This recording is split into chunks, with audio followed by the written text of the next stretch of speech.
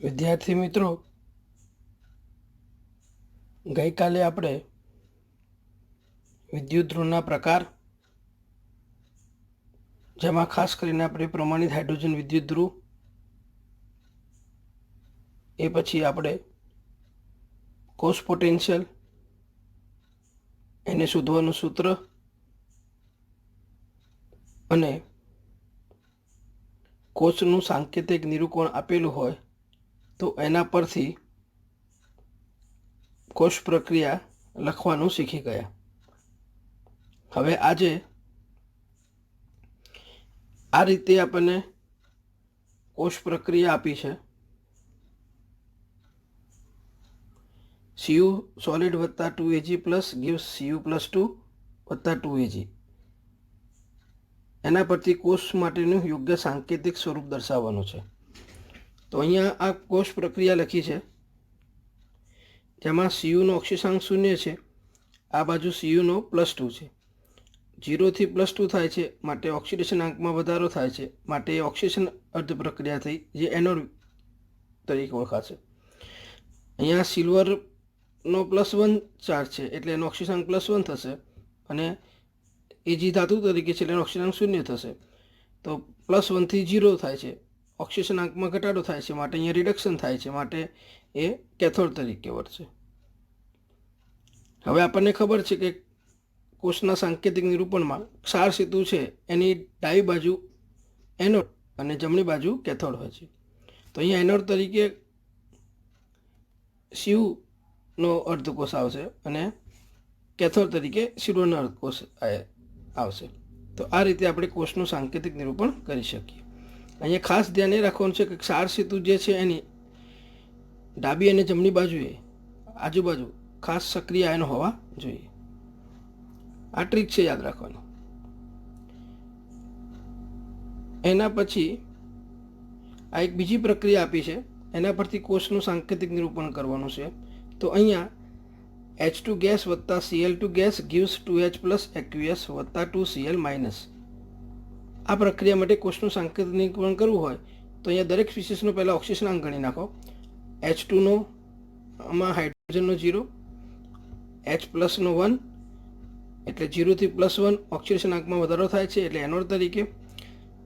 Cl2નો 0, આ બાજુ Cl માઇનસનો -1 એટલે 0 થી -1 ઘટાડો થાય છે, માટે રિડક્શન એટલે કેથોડ તરીકે વર્તે છે.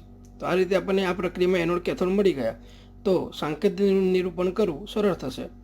ક્ષાર સેતુ એની ડાબી બાજુએ એનોડ વિદ્યુત ધ્રુવ એટલે અહીંયા હાઇડ્રોજન જે છે એનું 2H પ્લસ આયનમાં ઓક્સિડેશન થાય છે, માટે એનોડ વિદ્યુત ધ્રુવ થશે.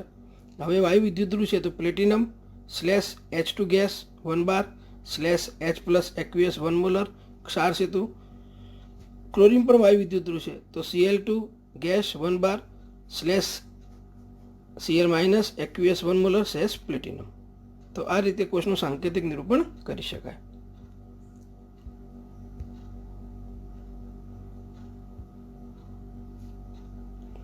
હવે મિત્રો એક આ પ્રશ્ન છે, ડેનિયલ કોષમાં રહેલા અર્ધકોષના પોટેન્શિયલ પ્રમાણિત reduction potential of zinc -0.76 volt અને પ્રમાણિત reduction potential of copper 0.34 volt હોય તો તેને આધારે અહીંયા 3 પ્રશ્નો છે, એને આપણે જવાબ આપવાના છે. પહેલો પ્રશ્ન કોષ પ્રક્રિયા લખો, બીજો પ્રશ્ન કોષનું સાંકેતિક નિરૂપણ કરો, અને ત્રીજો છે પ્રમાણિત કોષ પોટેન્શિયલ ગણો. તો અહીંયા આ કોષ પોટેન્શિયલના જે રિડક્શન પોટેન્શિયલ આપણને આપેલા છે, કોષના જે રિડક્શન જે અહીંયા જે ઝિંક અને કોપર વિદ્યુત ધ્રુવના જે રિડક્શન પોટેન્શિયલ આપેલા છે એના પરથી તમે એનોડ કેથોડ નક્કી કરી શકો. જેના રિડક્શન પોટેન્શિયલનું મૂલ્ય ઓછું હોય એ એનોડ, અને જેના રિડક્શન પોટેન્શિયલનું મૂલ્ય વધારે હોય કેથોડ થશે. તો અહીં ગાડી ઝિંકનો રિડક્શન પોટેન્શિયલ ઓછો હોવાથી એનોડ થશે, એટલે અહીંયા પ્રક્રિયા થશે એનોડ પર Zn solid gives Zn +2 aqueous વત્તા 2 ઇલેક્ટ્રોન, અને કેથોડ પર Cuનો રિડક્શન પોટેન્શિયલ વધારે હોવાને કારણે એનું રિડક્શન થશે. Cu +2 aqueous +2 electron gives Cu solid. અને આ બંને પ્રક્રિયાનો સરવાળો કરશો તો કોષ પ્રક્રિયા મળશે. Zn સોલિડ વત્તા Cu+2 aqueous gives Zn+2 વત્તા Cu સોલિડ. અહીંયા પ્રક્રિયા દરમિયાન ઇલેક્ટ્રોનનો ફેરફાર 2 છે, એટલે n બરાબર 2 થશે. હવે બીજો પ્રશ્ન જે છે એનો જવાબ આપવો હોય તો એ પ્રશ્ન છે કોષનું સાંકેતિક નિરૂપણ કરો. તો આપણને ખબર છે કે ક્ષાર સેતુની જમણી બાજુ કેથોડ અને ડાબી બાજુ એનોડ હોય છે. હવે એનોડ અને કેથોડ આપણે અહીંયા એમના રિડક્શન પોટેન્શિયલના મૂલ્ય પરથી નક્કી કર્યા. ઝીંકનો રિડક્શન પોટેન્શિયલ ઓછો છે માટે એ એનોડ થશે અને કોપરનો રિડક્શન પોટેન્શિયલ વધારે છે એટલે કેથોડ થશે. તો આ રીતે આગળ Zn solid /Zn+2 aqueous 1 molar ક્ષાર સેતુ Cu+2 aqueous 1 મોલર /Cu. આ રીતે આપણે એનું કોષનું સાંકેતિક નિરૂપણ કરીશું. હવે ત્રીજો પ્રશ્ન જે છે એ ઇનોટ સેલ પ્રમાણિત કોષ પોટેન્શિયલ. તો કે ઇનોટ સેલ બરાબર આપણે સૂત્ર તાર્યું હતું કે જમણી બાજુના વિદ્યુત ધ્રુવનો પ્રમાણિત પોટેન્શિયલ ઓછા ડાબી બાજુના વિદ્યુત ધ્રુવનો પ્રમાણિત પોટેન્શિયલ, અથવા જે ખાસ સૂત્ર આપણે યાદ રાખવાનું કીધું હતું કે પ્રમાણિત કોષ પોટેન્શિયલ બરાબર પ્રમાણિત રિડક્શન પોટેન્શિયલ ઓફ કેથોડ ઓછા પ્રમાણિત રિડક્શન પોટેન્શિયલ ઓફ એનોડ. અહીંયા એનોડ કેથોડ આપણે નક્કી કરેલા છે એટલે પ્રમાણિત કોષ પોટેન્શિયલ બરાબર પ્રમાણિત રિડક્શન પોટેન્શિયલ ઓફ કોપર ઓછા પ્રમાણિત રિડક્શન પોટેન્શિયલ ઓફ Zn. આ બંનેના રિડક્શન પોટેન્શિયલ આપણને આપેલા છે, અહીંયા કિંમત મૂકીશું. તો કોપરનું રિડક્શન પોટેન્શિયલ 0.34 છે ઓછા ઝીંકનું રિડક્શન પોટેન્શિયલ છે કૌંસમાં -0.76 વોલ્ટ. તો એના પરથી જવાબ મળશે ઇનોટ સેલ બરાબર 1.10 વોલ્ટ. ઓકે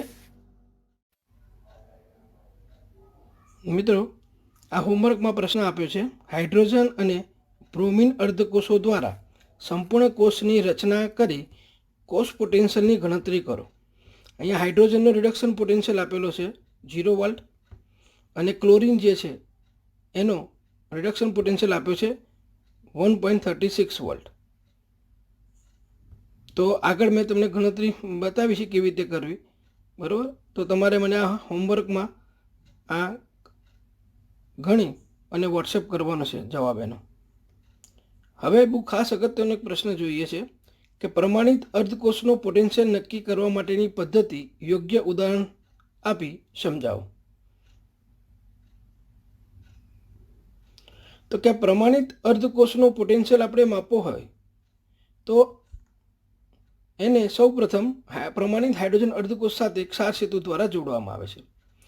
આ રીતે રચેલો જે સંપૂર્ણ કોષ છે એમાં એક અર્ધકોષ તો પ્રમાણિત હાઇડ્રોજન અર્ધકોષ છે અને તેના અર્ધકોષના પોટેન્શિયલનું મૂલ્ય IUPAC પ્રમાણે આપણે 0 ગણવાનું સ્વીકારાયેલું છે. માટે અહીંયા જે કોષ પોટેન્શિયલ માપીશું આપણે પોટેન્શિયોમીટરના સાધન વડે, તો એ જે કોષ પોટેન્શિયલ મળશે એ બીજા અર્ધકોષના પ્રમાણિત અર્ધકોષ પોટેન્શિયલના મૂલ્ય જેટલો મળે છે. હવે આને આપણે એક ઉદાહરણ દ્વારા સમજીએ. તો અહીંયા તમને એક ઉદાહરણ આપ્યું છે, એમાં 298 કેલ્વિન તાપમાને નીચે આપેલા કોષનો પોટેન્શિયલ 2.36 વોલ્ટ છે. તો મેગ્નેશિયમ અર્ધકોષનો પ્રમાણિત રિડક્શન પોટેન્શિયલ ગણો. કોષનું અહીંયા સાંકેતિક નિરૂપણ આપ્યું છે, એમાં ક્ષાર સૂત્રની જમણી બાજુએ હાઇડ્રોજન અર્ધકોષ છે અને ડાબી બાજુએ મેગ્નેશિયમનો અર્ધકોષ છે. એટલે મેગ્નેશિયમનો વિદ્યુત ધ્રુવ જે છે એ ગાડી એનોડ થશે. હવે પ્રમાણિત કોષ પોટેન્શિયલ શોધવાનું સૂત્ર આપણને ખબર છે, ઇનોટ સેલ બરાબર પ્રમાણિત reduction potential of cathode minus પ્રમાણિત રિડક્શન પોટેન્શિયલ ઓફ એનોડ.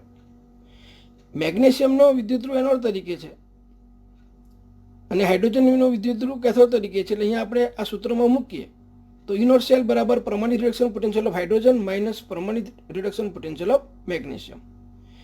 હવે હાઇડ્રોજન વિદ્યુત ધ્રુવ છે એનો ઓક્સિજન પોટેન્શિયલ કે રિડક્શન પોટેન્શિયલ એની વેલ્યુ આપણે 0 સ્વીકારેલી છે એટલે અહીંયા 0 મૂકી દીધા. ઇનોટ સેલ આપણને આપ્યો છે 2.36 મૂકી દીધું. તો એના પરથી આપણે ગણતરી કરીશું તો આપણને મેગ્નેશિયમનો રિડક્શન પોટેન્શિયલ એટલે કે એનો પ્રમાણિત રિડક્શન પોટેન્શિયલ આપણને મળશે -2.36 વોલ્ટ. તો આ રીતે આપણે જ્યારે કોઈપણ પ્રમાણિત અર્ધકોષનો રિડક્શન પોટેન્શિયલ ગણવો હોય તો એને સૌપ્રથમ હાઇડ્રોજન અર્ધકોષ સાથે ક્ષાર સૂત્રની મદદથી જોડવામાં આવે છે અને આપણને ખબર છે કે હાઇડ્રોજન વિદ્યુત ધ્રુવનો પોટેન્શિયલ જે છે એ પછી એનો ઓક્સિજન પોટેન્શિયલ હોય કે રિડક્શન પોટેન્શિયલ IUPAC દ્વારા એનું મૂલ્ય જે છે 0 સ્વીકારવામાં આવેલું છે. એટલે માપેલા કોષનો પોટેન્શિયલ જે છે એ બીજા અર્ધકોષના પ્રમાણિત પોટેન્શિયલ બરાબર થશે. તો આ રીતે આપણે અહીં આગળ મેગ્નેશિયમ જે છે એનું રિડક્શન પોટેન્શિયલ મેળવી શક્યા.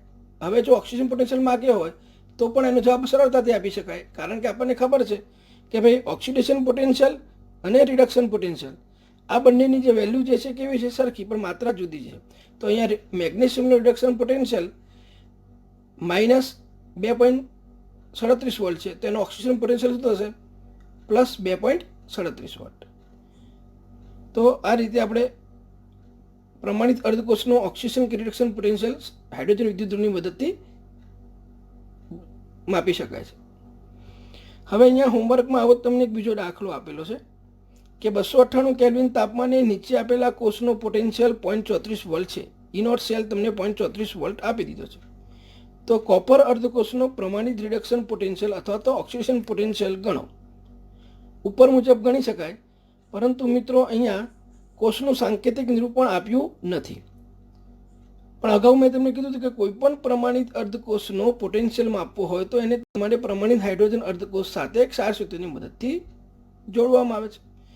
તો અહીંયા હું તમને એ કોષનું સાંકેતિક નિરૂપણ બોલું છું, એ તમારે જાતે લખીને પછી દાખલો ગણવાનો. પ્લેટિનમ /H2+ ગ્લાસ 1 બાર /H+ aqueous 1 મોલર ક્ષાર સેતુ Cu+2 aqueous 1 મોલર /Cu. તો ઉપર મુજબ તમે અહીંયા Cu કોપરનો રિડક્શન અને ઓક્સિજન પોટેન્શિયલ ગણી શકશો. ઓકે વિદ્યાર્થી મિત્રો, હવે એક આપણે અગત્યનો ટોપિક જોવા જઈ રહ્યા છીએ, EMF સિરીઝ. અહીંયા તમને કોઠામાં વિવિધ વિદ્યુતધ્રુવના પરમાણુ રિડક્શન પોટેન્શિયલના મૂલ્યનો ઉતરતો ક્રમ આપેલો છે. અહીંયા તમે જોશો F2 ગેસ વત્તા 2 ઇલેક્ટ્રોન ગીવ્સ 2F-. એનો રિડક્શન પોટેન્શિયલ 2.87 વોલ્ટ છે, જે સૌથી વધારે છે. હવે એને ઉપરથી નીચે તરફ જશો રિડક્શન પોટેન્શિયલનું મૂલ્ય ઘટતું જાય છે. અને સૌથી ઓછું કોનું છે તો લિથિયમ પ્લસ વત્તા ઇલેક્ટ્રોન ગીવ્સ લિથિયમ, જેનું -3.05 વોલ્ટ છે. એટલે અહીંયા ઉપરથી નીચે તરફ જઈએ એમ રિડક્શન પોટેન્શિયલનું મૂલ્ય જે છે એ ઘટતું જાય છે. એટલે આપણે અહીંયા કહી શકીએ કે F2 જે છે એ પ્રબળ ઓક્સિડેશન કરતા છે, કારણ કે એનું રિડક્શન પોટેન્શિયલ વધારે છે. એટલે F2 સરળતાથી 2 ઇલેક્ટ્રોન મેળવીને ફ્લોરાઇડ આયનમાં રૂપાંતર પામશે. એટલે F2 એ પ્રબળ ઓક્સિડેશન કરતા થશે, જ્યારે F- જે છે એ નિર્બળ રિડક્શન કરતા થશે. એ જ રીતે તમે ઉપરથી નીચે તરફ જશો તો રિડક્શન પોટેન્શિયલનું મૂલ્ય ઘટતું જાય છે.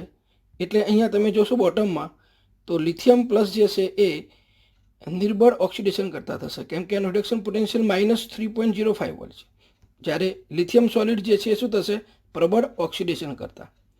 તો ઉપરથી નીચે તરફ જઈએ રિડક્શન કરતાનો ગુણ ઘટતો જાય છે, અને ઉપરથી નીચે તરફ જઈએ ઓક્સિડેશન કરતાનો ગુણ ઘટતો જાય છે અને રિડક્શન કરતાનો ગુણ વધતો જાય છે. બીજું એક આપણે યાદ રાખવાનું છે કે પ્રમાણિત રિડક્શન પોટેન્શિયલ ચલે છે પ્રબળ ઓક્સિડેશન કરતાં, અને પ્રમાણિત ઓક્સિડેશન પોટેન્શિયલ ચલે છે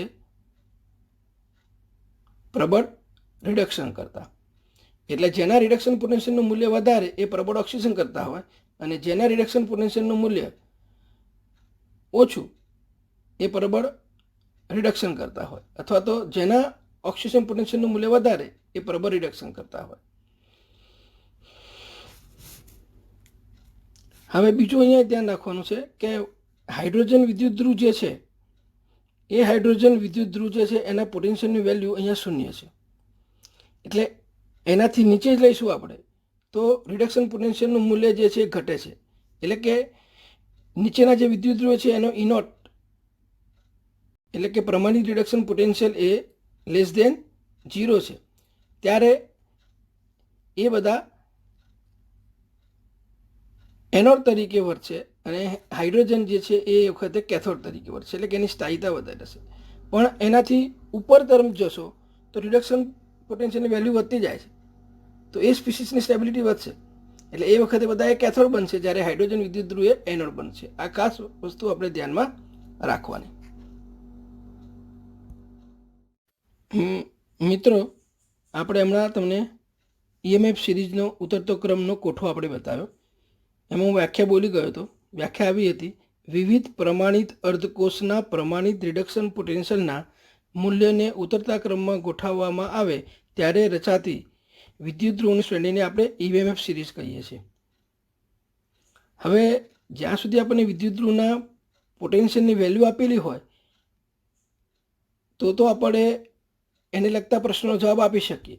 પણ માની લો કે પોટેન્શિયલની વેલ્યુ આપેલી નથી, વિદ્યુત ધ્રુવના પોટેન્શિયલ આપણને આપેલા નથી, અને આપણે પ્રશ્નનો જવાબ આપવા હોય, જેવા કે તમને પ્રશ્ન પૂછવામાં આવે કે ભાઈ લોખંડના પાત્રમાં કોપર સલ્ફેટનું દ્રાવણ ભરી શકાય?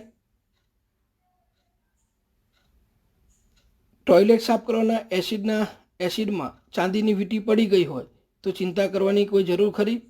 તો આવા બધા પ્રશ્નોના જ્યારે જવાબ આપણે આપવા હોય તો આપણને કોષ પોટેન્શિયલના વેલ્યુ યાદ ના હોય તો આ સિરીઝ યાદ રાખવા માટેની એક ટ્રીક છે આપણી પાસે. એ ટ્રીક પરથી તમે એને સરળતાથી જવાબ આપી શકો.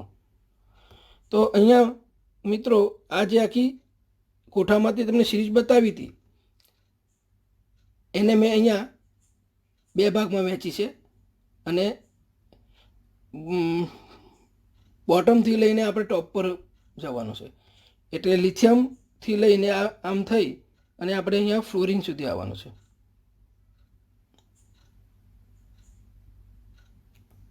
તો અહીંયા જોજો, લિથિયમ માટે લે, પોટેશિયમ માટે કે.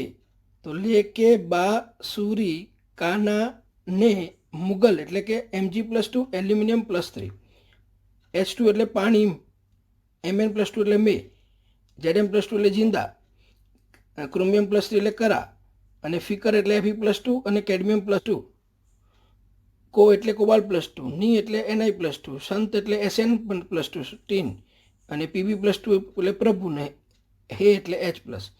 लेके बांसुरी काना ने मुगल को पानी में जिंदा करा, फिकड़ कोनी संत प्रभु है. આ એક આપણે યાદ રાખ્યું. હવે ફ્લોરિનથી કોપર સુધી યાદ રાખવાનું છે. તો એ નીચેથી આપણે બોલીશું. F2 એટલે ફ્લોરા, AU એટલે આંટી, Cl2 એટલે કલ. તો ફ્લોરા આંટીને કલ, O2 એટલે ઓક્સિજન, એટલે फ्लोरा आंटी ने कल ऑक्सीजन को Br એટલે बार बार बोला के He+2 એટલે मर्क्यूरी, तो Ag+ अगर Fe+3 फिर भी I2 એટલે I, Cu+2 એટલે Q वाला है. આ રીતે આપણે યાદ રાખી શકીએ. फ्लोरा आंटी ने कल ऑक्सीजन को बार बार बोला के मर्क्यूरी तो अगर फिर भी IQ वाला है. તો અહીંયા આ સિરીઝ આપણને ખબર હોય તો તમે બોટમથી ટોપ તરફ જાઓ એમ રિડક્શન પામવાની વૃત્તિ વધતી જાય છે. તો ટોપ પર જે છે એ પ્રબળ રિડક્શન કરતા હશે અને બોટમમાં જે હશે એ પ્રબળ ઓક્સિડેશન કરતા હશે. તો એના પરથી તમે એના જવાબ આપી શકો. હવે એક અહીંયા ધ્યાન રાખવાનું છે કે જેનો રિડક્શન પ્રમાણિત રિડક્શન પોટેન્શિયલ વધારે હશે એ સ્ટ્રોંગ ઓક્સિડાઇઝિંગ એજન્ટ હશે, અને જેનો ઓક્સિજન પોટેન્શિયલ વધારે હશે એ સ્ટ્રોંગ રિડ્યુસિંગ એજન્ટ હશે. એટલે કે પ્રમાણિત રિડક્શન પોટેન્શિયલ ચલે છે પ્રબળ ઓક્સિડેશન કરતાં, અને પ્રમાણિત ઓક્સિડેશન પોટેન્શિયલ ચલે છે પ્રબળ રિડક્શન કરતાં. આ ખાસ વસ્તુ ધ્યાનમાં આપણે રાખવાની છે. હવે આ સિરીઝમાં તમે જોશો તો તમે અહીંયા લિથિયમથી ફ્લોરિન તરફ જાવશો, એટલે ટોપથી તમે બોટમથી ટોપ પર જ આવશો એમ ઓક્સિડેશન કરતાં એની પ્રબળતા વધતી જાય છે, જે મેં બ્લેક પેનથી આ રીતે બતાવેલું છે તમને. અને ટોપ પરથી તમે બોટમ પર જાઓ છો, જે રેડ પેનથી તમને આ રીતે બતાવ્યો છે એરો, તો એ રિડક્શન કરતાંની પ્રબળતા વધતી જાય છે. હવે મિત્રો, આ EMF સિરીઝ પરથી બીજા કેટલાક પ્રશ્નોના આપણે જવાબ જે છે સોલ્વ કરીશું. પણ બીજી એક નોંધ અહીંયા ખાસ ધ્યાન રાખવાની કે જે ધાતુના પ્રમાણિત રિડક્શન પોટેન્શિયલ સૌથી વધુ હોય એની સક્રિયતા ઓછી હોય, અને પરમાણુ રિડક્શન પોટેન્શિયલનું મૂલ્ય ઓછું હોય તો તેની સક્રિયતા વધારે હોય. હવે અહીંયા ધાતુ માટે કહી શકાય કે વધુ સક્રિય ધાતુ એ ઓછા સક્રિય ધાતુ તત્વોને તેના ક્ષારના દ્રાવણમાંથી સરળતાથી મુક્ત કરી શકે છે. એટલે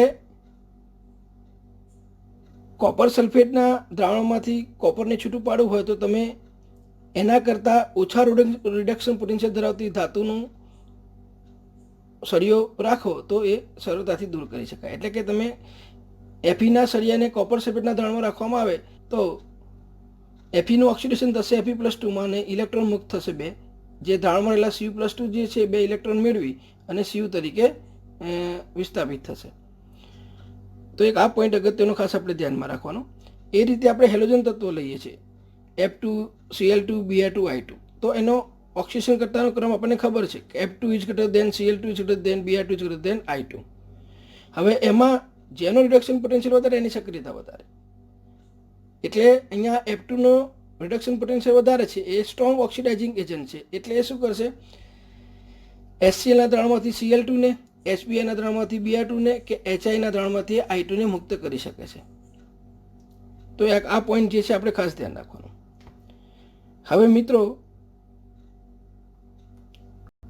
એક પ્રશ્ન છે કે નીચેનામાંથી કઈ ધાતુ મંદ H2SO4ના દ્રાવણમાંથી ઝડપથી H2 ગેસ મુક્ત કરી શકે? તો અહીંયા આપણને વિકલ્પ આપે છે A Zn, B aluminium, C copper અને D સિલ્વર. હવે આપણે અહીંયા આગળ વાત કરી હતી કે હાઇડ્રોજન કરતાં જેનું સ્થાન નીચે હોય એનું ઓક્સિડેશન સહેલાઈથી થાય અને એ બીજાનું રિડક્શન ઝડપથી કરે. તો અંગાડી તમે જોશો કે એલ્યુમિનિયમનું સ્થાન એ સૌથી નીચે આવે છે. મુગલ કો પાણી મેં જિંદા કિયા, પછી કોપર ને સિલ્વર આવે, એલ્યુમિનિયમ પછી ઝિંક પછી કોપર ને સિલ્વર. તો એલ્યુમિનિયમ જે છે એ આ ઝડપથી આ એસિડના દ્રાવણમાંથી H2 વાયુ મુક્ત કરશે. અને બીજી રીતે જો પોટેન્શિયલ આપણને યાદ હોય તો કે એલ્યુમિનિયમ જે છે એનો રિડક્શન પોટેન્શિયલ -1.66, ઝિંકનો -0.34, કોપરનો ઝિંકનો -0.76, કોપરનો 0.34 અને સિલ્વરનો 0.80. હવે જેના રિડક્શન પોટેન્શિયલનું મૂલ્ય સૌથી ઓછું એ પ્રબળ ઓક્સિડેશન કરતા પ્રબળ રિડક્શન કરતા, એટલે એનું પોતાનું રિડક્શન ઓક્સિડેશન થશે. એટલે એલ્યુમિનિયમ બરાબર. એટલે અહીંયા એલ્યુમિનિયમ જે છે એ મંદ એસિડમાંથી જે H+ છે એનું H2 વાયુ તરીકે એને મુક્ત કરી શકશે. તો અહીંયા જવાબ આપણો એલ્યુમિનિયમ થશે. એ જ રીતે હમણાં મેં તમને આગળ વાત કરી હતી એમ કે એલ્યુમિનિયમની ડોલમાં કોપર સલ્ફેટનું દ્રાવણ ભરી શકાય? હા તો શા માટે, ના તો શા માટે? પણ અહીંયા આપણે જવાબ મળશે ના, કારણ કે એલ્યુમિનિયમનો રિડક્શન પોટેન્શિયલ ઓછો છે, જ્યારે દ્રાવણમાં રહેલા કોપર +2નું રિડક્શન પોટેન્શિયલ વધારે છે. એટલે કે સરળતાથી ઇલેક્ટ્રોન મેળવવાની વૃત્તિ ધરાવશે. તો અહીં ગાડી એલ્યુમિનિયમ જે છે એનું રિડક્શન પોટેન્શિયલ ઓછું હોવાને કારણે ઝડપથી ઇલેક્ટ્રોન ગુમાવશે. એટલે દ્રાવણમાં રહેલા Cu+2 જે છે એ ઇલેક્ટ્રોન મેળવીને Cu તરીકે એ Cu ધાતુ છૂટી પડશે. હવે જો વધુ સમય રાખવામાં આવે તો એલ્યુમિનિયમ જે છે એનું ઝડપથી ઓક્સિડેશન થતું હોવાને કારણે એ ડોલ જે છે એમાં લાંબા સમય પછી જોશો તો એમાં કાણું પડી જશે. અને એટલા માટે કોપર સલ્ફેટનું દ્રાવણ એલ્યુમિનિયમની બાલદીમાં ભરી શકાય નહીં.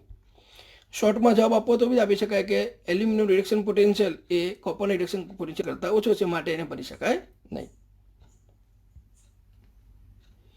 હવે એક આખો આ પ્રશ્ન આપેલો છે કે આપણને અહીંયા જુદી જુદી અર્ધ પ્રક્રિયાના રિડક્શન પોટેન્શિયલ આપેલા છે અને એમાં પ્રબળ ઓક્સિડેશન કરતાં કોણ અને પ્રબળ રિડક્શન કરતાં કોણ અનુક્રમે તમારે જણાવવાનું છે.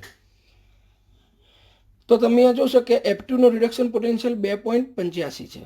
એટલે F2 ઇલેક્ટ્રોન મેળવી અને ફ્લોરાઇડ આયનમાં એનું રિડક્શન થાય છે. એટલે એ પ્રબળ ઓક્સિડેશન કરતાં થયો.